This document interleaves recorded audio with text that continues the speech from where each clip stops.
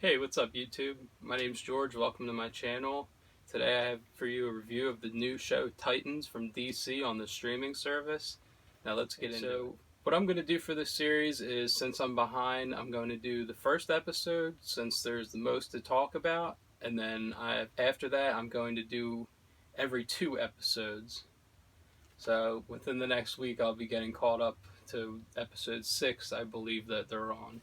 Because going into it, I was not expecting anything wowing about it, but let me tell you, after watching this show, I'm not going to say it's the greatest thing ever, but it's a lot better than I anticipated. The first thing I want to start with this episode is the very opening shot of this show, and just tonally, is pretty dark, and a lot of people have a problem with this, but let me tell you, this is DC. This isn't Marvel. This is what DC people want. They want the dark grittiness, which I don't have a problem with Marvel either, but I've just always preferred DC. Now, in the beginning of this show, we have Raven, who starts off having a nightmare that she states that she's clearly had more than once, and the nightmare is her watching Dick Grayson watch his family die in the circus, if you don't know from the comics. I call these characters by their names, not their normal names, just because they set the show up where just on appearance you can tell who is who, but other than that we're going to have to dig into their backstories. So after Raven has this nightmare, we kind of see that Raven sleeps in a room that's kind of like something out of an Exorcist movie or one of the Conjuring movies. Crosses all over. For people who don't know about her backstory, I'm not going to kill it for you. So after these couple Raven sequences, we first get introduced to Dick Grayson, of course, who's Robin, and they introduce him as a cop, which is pretty interesting. I mean, it's not the greatest thing ever. One of the funny things I want to point out is that they make a subtle Joker reference when they first introduce Dick, but I'll let you see that for yourself. After we get introduced to Dick, I call what Raven has is Peter Parker syndrome, where she has a big blowout with one of her loved ones and then later comes back just to see him die. That's Peter Parker syndrome. A little bit after that, we get our first scene as Dick as Robin, which I cannot wait for. The way that they shoot the action sequences with him for the show are pretty good. I mean, they're pretty comparable to the movies of Batman. But I just gotta tell you, being a Robin fan, I am so excited to see this because, yet again, it's dark.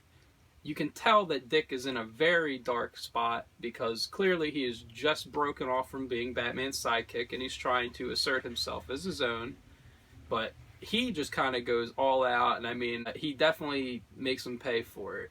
And one thing I want to point out is a lot of people told me that they didn't want to watch the show and they thought the whole fuck Batman part was very, unwarranted, but it's in the trailer. And once you watch the first episode compared to the trailer, it's just out of context. It's fine. I mean, does he necessarily have to say it? No, but after he beats everybody up is when he kind of looks around and says, fuck Batman, and I take that as him looking around and going, you know what, I don't need Batman, so this part's fine. Don't let it ruin it for you, because it's just, I mean, the scene's a minute long.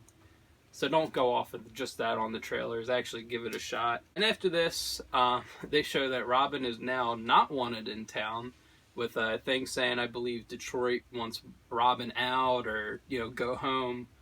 So Raven almost gets kidnapped, and to avoid getting kidnapped, she throws a rock at a cop car to get their attention, and they book her on what? I don't know.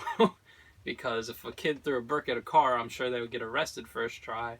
But after that is when she gets introduced to the boy from the circus in her dreams as Dick, and of course, he thinks this is some kind of joke. And then we get introduced to Starfire, who's shown in a car with a dead man next to her. And one thing I like to say about Starfire, they could have worked the CGI the hell out of her. They could have made her look like anything. But, I'm glad they went with the look that they did, because they went for practical. They went just dye her hair, and then, when she has her powers and stuff, that'll be CGI. That really works, because if you just have CGI, like with Raven, because, Raven's powers and stuff from the comics, they keep everything else subtle until it's time for, superpowers or whatnot. So it's really interesting that they do that. They keep everything kind of one-dimensional until it comes to fighting, of course, but that's to be expected from a superhero comic book show. But one thing that I really like about her character that they did is they kind of had her have amnesia and not really necessarily remember who she is, which is interesting because along with the other characters in the show, doing stuff like that, of course you can tell who people are based on appearance, but you can tell that we're really going to there's going to be layers to these characters, which is why I like the way that they went directionally with them. And I can't wait to see where they go forward with it. And so far, in this point of the show, we've had a couple fight scenes, and I'm happy with them. I'm not going to say they're the greatest, but they're a lot better than what I anticipated, which is why I say never disregard or give up or don't even give a show a chance based on the trailer, because a lot of the times they end up being a lot better. The trailers are misrepresentations of what the show, and I feel like that happened with this. A lot of people said, they don't want to see it, it looks stupid. I cannot be more excited about this show. I have seen the other episodes, but I will get to those in other videos. And a really interesting part that they have in with Robin is that Dick explains to his cop partner he's just been assigned that the reason that him and his former partner in Gotham didn't work out is because he was becoming too much like Batman, and he didn't want that. But it's ironic because with this fury and anger and stuff that you see from Dick, you can tell that he's kind of a little too late.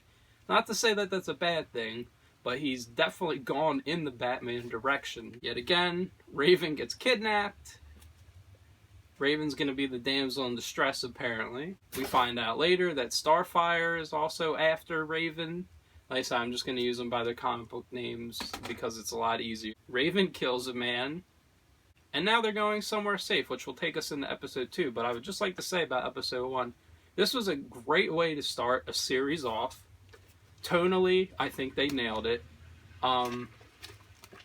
Pace-wise, I think they nailed it because in each episode I found you're not really getting too much. You're getting enough to keep you satisfied, but other than that, it's really not too much. I mean, it's like a very subtle comic book adaptation, which I love, and just from having seen the other episodes, I can tell you this show does get a lot better, and there's going to be a lot more characters that you're going to like.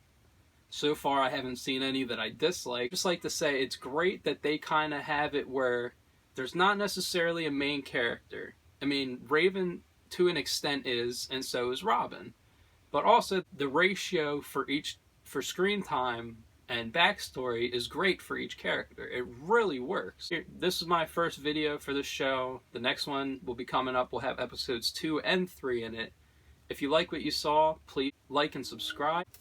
I look forward to seeing you on the next video.